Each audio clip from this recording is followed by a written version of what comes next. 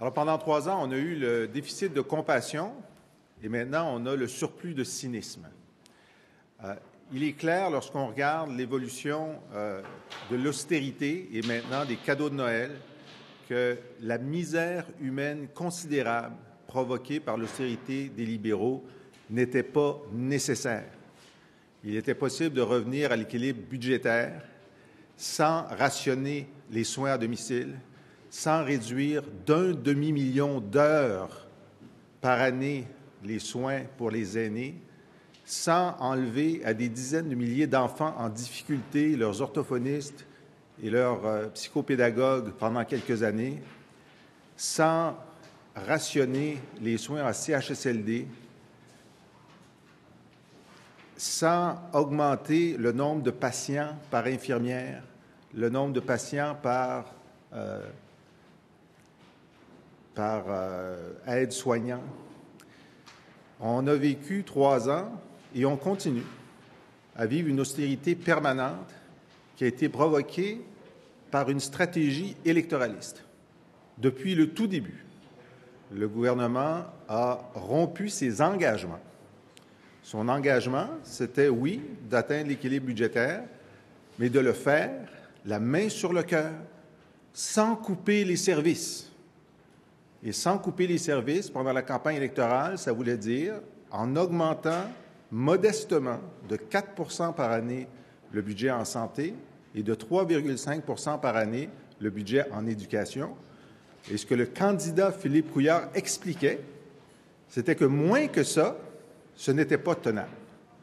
Mais ça a été moins que ça. Et ce n'était pas tenable. Alors, on a fait un calcul simple. En éducation, si les libéraux avaient respecté leur engagement électoral, il y aurait 1,2 milliard de plus dans le budget d'éducation cette année.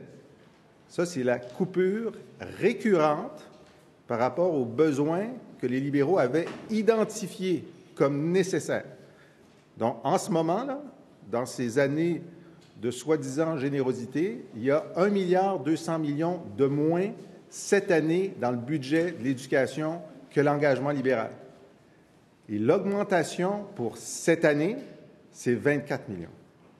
Alors, vous voyez qu'on est très loin du rétablissement d'un budget normal en éducation. Et comptez le nombre d'années que ça va prendre avant de revenir au budget d'éducation pré-libéral. Ça va être très long.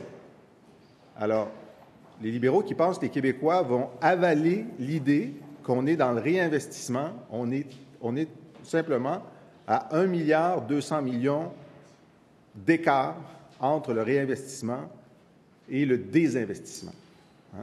Un déficit de réinvestissement d'1,2 milliard en éducation. Maintenant, en santé, le tableau est clair.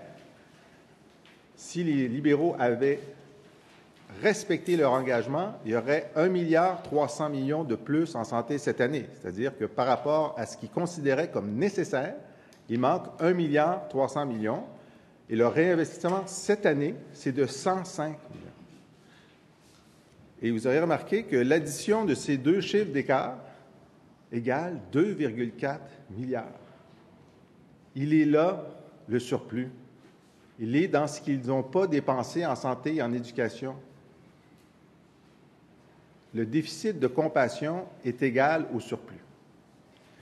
Alors, écoutez, des chroniqueurs, des économistes vous ont dit, s'ils avaient été rigoureux dans la gestion des dépenses, Pierre Fortin, par exemple, économiste, dit, s'ils avaient été moins acharnés dans l'austérité, la croissance économique aurait été plus forte plus tôt. Leur austérité a amenuisé la croissance économique en début de mandat. Évidemment, ils n'auraient pas eu un surplus, parce que ce surplus, il serait où? Il aurait été dans les soins à domicile, dans les orthophonistes, dans les écoles délabrées, il aurait été dans les services. Ils ont fait payer un surplus créé par mesquinerie organisée. c'est de la mesquinerie organisée pour faire en sorte qu'il y ait un surplus qui se transforme en cadeau préélectoral.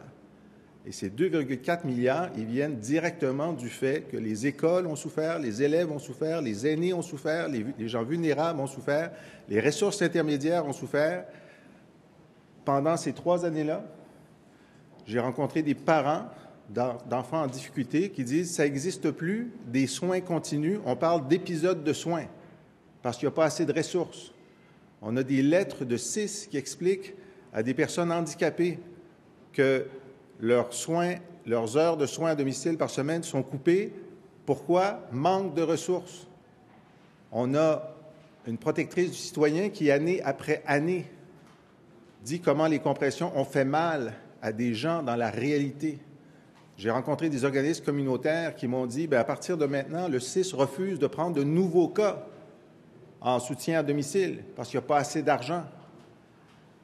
Alors, le bilan libéral, le vrai bilan, là, parce qu'un gouvernement, ça doit s'occuper de son monde, ce serait de faire l'addition de la misère humaine accumulée pendant ces 3 ans-là pour que le premier ministre puisse se péter les bretelles et dire « on va vous retourner 278